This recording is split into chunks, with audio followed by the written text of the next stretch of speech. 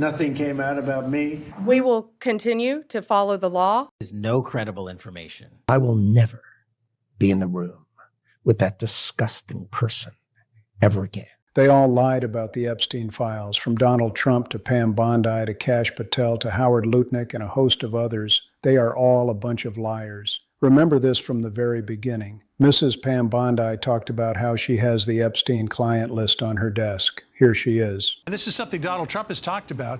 The DOJ may be releasing the list of Jeffrey Epstein's clients. Will that really happen? It's sitting on my desk right now to review.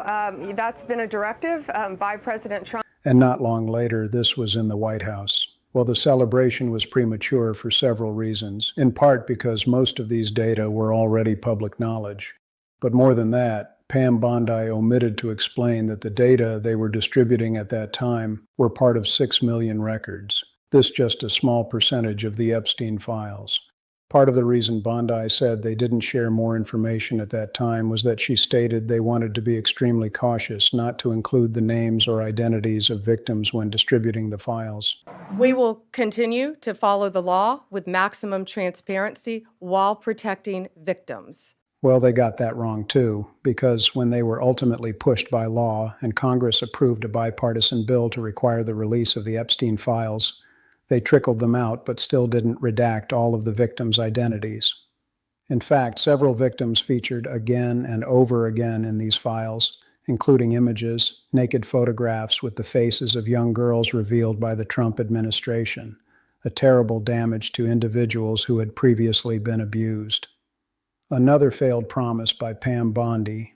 Now, even as they failed to redact the victims' names, there is emerging evidence that what they did redact were the names and identities of some of the offenders. This is a 2014 email to Jeffrey Epstein from Redacted stating, "Thank you for a nice night. Your littlest daughter was a little wicked." This is from 2018. A redacted sender writes Epstein, "I found at least 3 very good young poor, but we were so tired." There's another clue in this email regarding the topic matter when it adds, "Meet this one, not the beauty queen, but both likes her a lot." Another adds she's like Lolita from Nabokov's novel, where the email goes on to state femme miniature and includes a small, smiling face. If you haven't read Lolita, it's about a middle-aged guy falling in love with a 12-year-old. That's what the email is addressing. Now they are redacted. The senders are redacted. The names are redacted. Why are they redacted? This is the question. Some members of the House of Representatives have already had the opportunity to study redactions at the Justice Department, and they've raised major issues about who is being protected here. And there are 6 men, some of them with their photographs, that have been redacted, and there's no explanation why those people were redacted. And as a consequence of just those initial trips to the Justice Department, some of these redactions are being unredacted.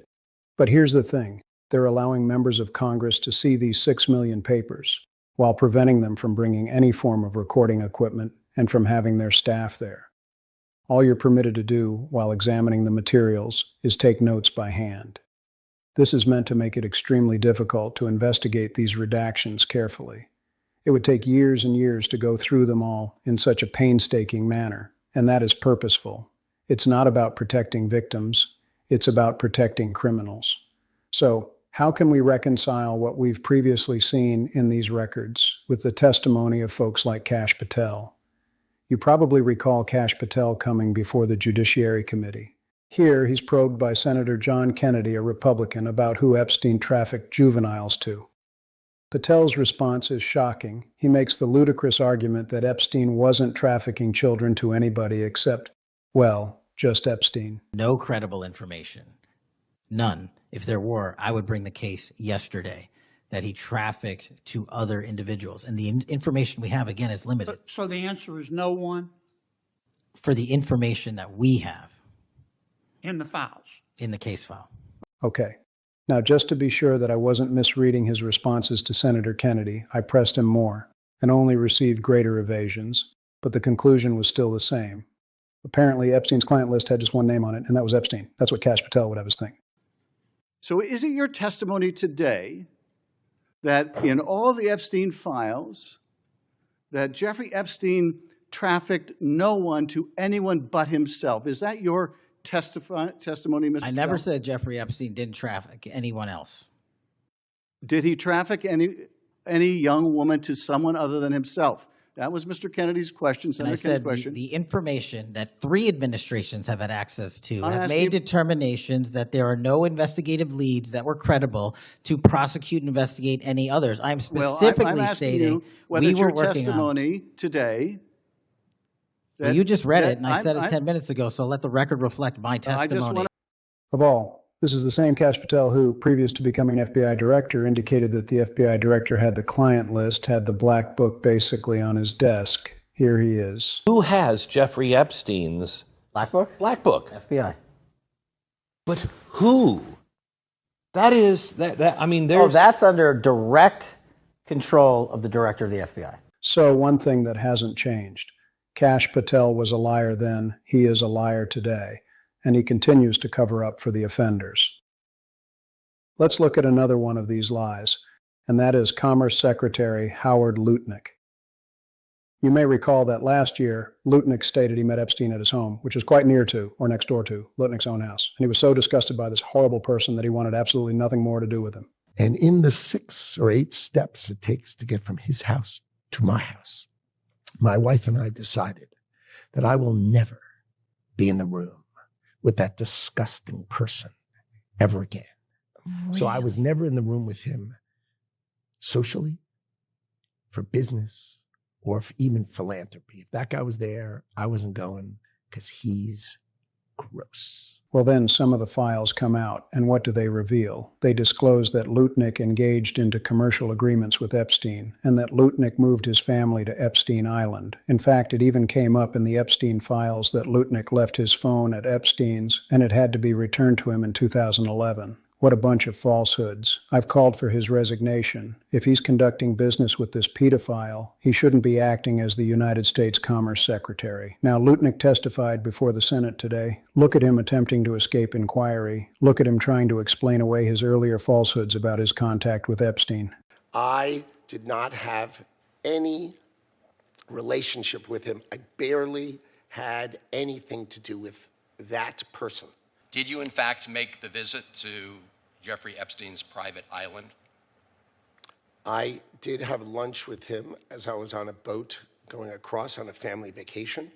My wife was with me, as were my 4 children and nannies. I had another couple they were there as well with their children, and we had lunch on the island. This was, of course, after the period when Lutnick declared he wanted nothing more to do with Jeffrey Epstein. But somehow he had a lot more to do with Jeffrey Epstein than he confessed. Which takes us to the liar-in-chief, President Donald J. Trump. What's his involvement in all of this? Well, he was asked before to assuming office if he would support the release of the Epstein papers.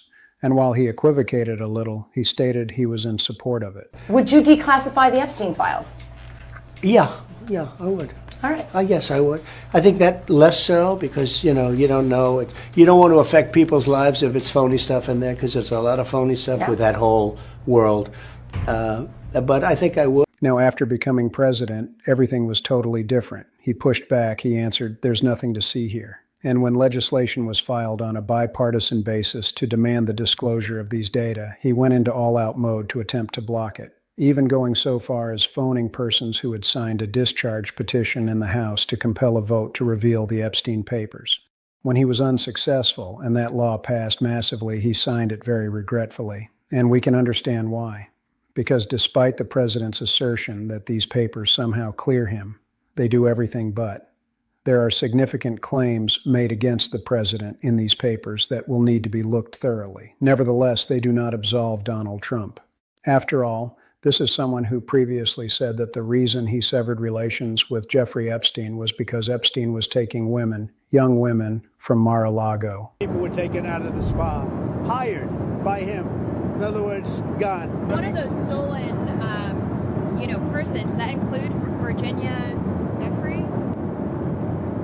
I don't know. I think she worked at the spa. I think so. I think that was one of the people. Yeah. He stole her. But he now argues that he wants the nation to move forward. He allegedly stated to Marjorie Taylor Greene that his friends would be damaged by these leaks and that he wants the nation to go on. And when Greene said to the president, like, well, why won't you allow this? Why won't you permit this to be released? Trump said this, quote, "My friends will get hurt," focusing on powerful men, not the victims. I think it's really time for the country to get onto something else. Really. Now that nothing came out about me, other than it was a conspiracy against me, literally, by Epstein and other people. But I think it's time now for the country to maybe get onto something else. Well, the nation is not going to go on. Not until that legislation is obeyed, not until these data are published, released, unredacted, at least as far as the offenders are concerned. There is going to be no let-up until there is some justice, and that justice must begin with openness. I don't really care if the president's pals are going to be wounded. What I worry about is the fact that so many victims were wounded, and so many were hurt again when the Justice Department so callously put out information about them, but not about the culprits. We are going to keep the pressure on until these files are disclosed, until the law is obeyed, and until the victims receive a modicum of justice.